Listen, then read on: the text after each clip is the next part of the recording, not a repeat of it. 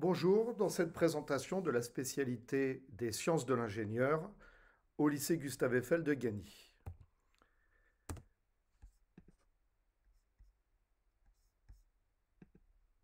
La spécialité sciences de l'ingénieur s'appuie sur l'étude d'un certain nombre d'objets techniques qui embarquent de l'électronique, de l'informatique, des éléments mécaniques, de la motorisation, des capteurs, et que l'on va retrouver dans un certain nombre de grands domaines de la vie quotidienne ainsi que des industries. On va travailler sur des produits intelligents, des produits qui s'intéressent à la mobilité des biens et des personnes, dans un souci à la fois d'économie d'énergie, dans un souci de respect de l'environnement. Et quand on parle de produits intelligents, eh bien, on parle de produits qui sont en mesure de s'adapter en permanence et de manière automatique à des perturbations extérieures, à des aléas de fonctionnement ou à des changements de pratique, des changements d'usage. Un exemple, qu'on a chez nous des systèmes de chauffage central qui sont régulés, c'est-à-dire que l'on va fixer une température, éventuellement un scénario en fonction des heures de la journée, en fonction des jours de la semaine, si les gens sont présents ou absents dans la maison ou l'appartement. Et le système de chauffage va s'adapter automatiquement en poursuivre ce scénario, poursuivre les contraintes qui ont été fixées par l'utilisateur et en tenant compte des évolutions météorologiques, hein, s'il se met à faire froid tout à coup, ou au contraire, s'il y a un rayon de soleil qui vient, et il faut adapter les modes de fonctionnement du système de chauffage. Nous pouvons travailler également, et nous allons le voir dans une diapositive plus loin, sur l'humain assisté, réparé, augmenté, tout ce qui est l'aide au handicap, l'utilisation des technologies de pointe pour venir accompagner les personnes à mobilité réduite, par exemple, ou bien dans le monde du travail, les exosquelettes, par exemple, sont des espèces de carapaces que les personnes vont pouvoir porter pour venir les aider à soulever des charges importantes ou à travailler avec, dans des environnements agressifs. Tout un tas d'utilisations de ce type-là. Et enfin, l'éco-design, le prototypage de produits innovants. Nous serons toujours intéressés et attentifs aux évolutions technologiques, aux nouvelles propositions que l'on pourrait avoir issues de l'industrie pour des produits, des matériaux, des services, des applications innovantes et nouvelles. Les enseignements s'organisent autour d'un certain nombre de compétences. C'est la partie droite du document. D'abord, l'innovation.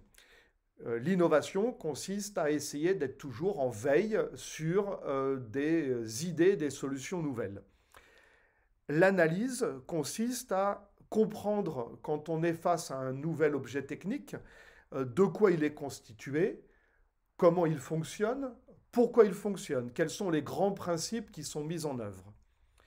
La modélisation, ça c'est un gros morceau de l'enseignement des sciences de l'ingénieur qui s'appuie sur des produits numériques, des logiciels spécialisés qui sont issus de l'industrie. Alors à quoi sert la modélisation? Je vais prendre un exemple très simple. Dans l'industrie automobile, lorsque l'on veut faire homologuer une nouvelle voiture, eh bien, on doit, entre autres, garantir la sécurité des passagers. Et pour cela, on effectue ce qu'on appelle des crash tests. On prend une voiture sortie de la ligne de production, on l'équipe de mannequins et on la propulse contre un mur et on mesure les déformations, on regarde de quelle manière, par exemple, l'habitacle a assuré la protection des personnes qui étaient dans le véhicule.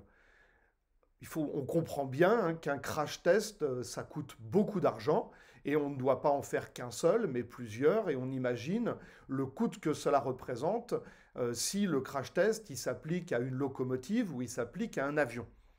Avec les outils de modélisation que l'on a à nos dispositions aujourd'hui, on peut euh, faire des crash tests virtuels en renseignant un modèle numérique à l'intérieur d'un logiciel informatique de tous les paramètres, à la fois des matériaux, de la construction et des paramètres du test lui-même. Et ainsi, on peut multiplier les crash tests virtuels avant de faire un crash test réel.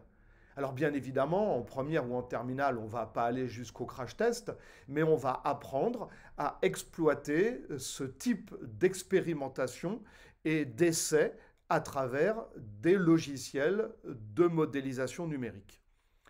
Expérimenter et simuler eh bien, consiste à faire des essais en réel à travers des mesures sur des bancs de mesure en utilisant des appareils tels des voltmètres, des multimètres, des oscilloscopes et tout un tas d'autres appareils de mesure pour mesurer toutes les grandeurs physiques qui vont rentrer en jeu dans le fonctionnement du système. Et enfin, communiquer, gros morceau, surtout du programme de terminale, puisqu'il y a une épreuve finale qui est appuyée sur les travaux en spécialité qui s'appelle le grand oral, dans lequel on va évaluer les compétences d'orateur, les compétences de conviction des élèves. Et donc, on a tout un travail aussi autour de la prise de la parole et de la présentation des travaux. Tout ça, ça va se passer dans un espace qui est réparti en diverses zones de travail, un laboratoire dans lequel on fait des mesures, des expérimentations, un Fab Lab, nous on a un petit atelier dans lequel on peut faire de la soudure, de l'assemblage et une imprimante 3D. Et enfin, un espace de synthèse qui est le mot savant pour dire on a un lieu de cours dans lequel on peut faire des apports théoriques et en même temps aussi des évaluations. Et tout ça, partie centre de la diapositive où on vous présente le fait qu'à la fois en première et en terminale, les élèves sont appelés aussi à travailler autour de projets, c'est-à-dire qu'on va leur soumettre une problématique et ils vont devoir apporter des idées constructives nouvelles, des solutions imaginées, et puis les mettre en œuvre dans la limite, bien sûr, du temps imparti de 12 heures en première et de 48 heures en terminale. Juste pour vous faire une idée, à Gagny, on a la chance d'avoir un espace dédié aux sciences de l'ingénieur qui est extrêmement spacieux, très confortable et parfaitement bien équipé. Vous avez ici une vue sur l'espace laboratoire avec des plans de travail sur lesquels il y a des appareils de mesure et vous pouvez le constater, des écrans d'ordinateur partout. En sciences de l'ingénieur, l'informatique est un outil permanent, un outil du quotidien. Nous ne formons pas des informaticiens, mais des utilisateurs aguerris de l'outil informatique, même s'il y a une partie des travaux pratiques qui consiste malgré tout à avoir une formation à la programmation. Là, on voit en détail un poste de travail avec de la documentation, une petite carte électronique qui permet de faire des essais de programmation, un appareil de mesure. Et sur ce document, un ensemble d'éléments qui sont liés à un mini-projet de classe de première autour de doigts articulés pour une prothèse de main pour une personne handicapée. Et le travail, par exemple, qui est confié aux élèves, consiste, après en avoir étudié la constitution et les différentes mobilités possibles, eh bien, d'imaginer des possibilités d'installer des instruments de mesure sur les doigts articulés pour, par exemple, contrôler l'effort de préhension, pour tenir un objet à la fois sans l'écraser, sans le lâcher, et par exemple, pourquoi pas, mesurer la température. Si on prend un gobelet de café, eh bien, il s'agit d'informer de manière simple l'utilisateur de cette prothèse que le gobelet contient un café très chaud pour éviter qu'il se brûle, parce que bien évidemment, avec cette prothèse, il n'a pas la sensation tactile de la chaleur.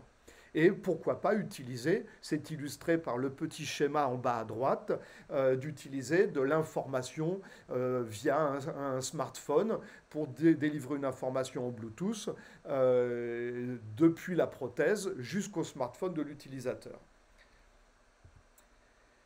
Nous n'oublions pas quand même que les sciences de l'ingénieur vont se trouver également au sein de l'industrie.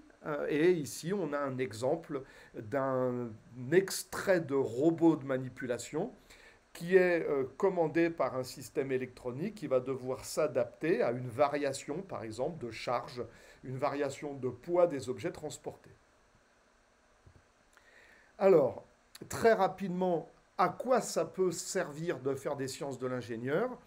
Bien, comme son nom l'indique, dans sciences de l'ingénieur, il y a le terme ingénieur, c'est-à-dire qu'on prépare quand même de manière prioritaire les élèves à des poursuites d'études dans l'ingénierie, que ce soit via les grandes écoles d'ingénieurs, telles les arts et métiers ou des écoles comme celle-ci, qui nécessitent une préparation via des classes préparatoires aux grandes écoles, les CPGE, qui ont des filières dans lesquelles les sciences de l'ingénieur ont leur mot à dire, ou bien des écoles d'ingénieurs qui sont directement en 5 ans avec ce qu'on appelle une préparation intégrée.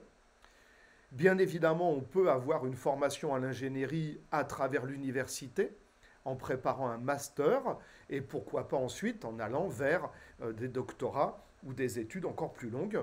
Et puis on a une proportion d'élèves qui préfèrent d'abord une formation un peu plus courte à travers les instituts universitaires de technologie, pour préparer par exemple une licence professionnelle, ou bien à l'issue de cette formation, accéder à l'université en master ou accéder à des grandes écoles qui recrutent également à l'issue de cette formation universitaire.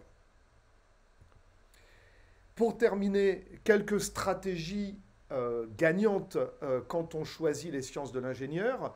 Il n'y a bien évidemment aucune obligation d'autres spécialités puisque les élèves à l'issue de la classe de seconde ont le droit de prendre n'importe quelle spécialité. Maintenant, les sciences de l'ingénieur, c'est des sciences. Ça s'appuie sur des connaissances en sciences physiques et en mathématiques.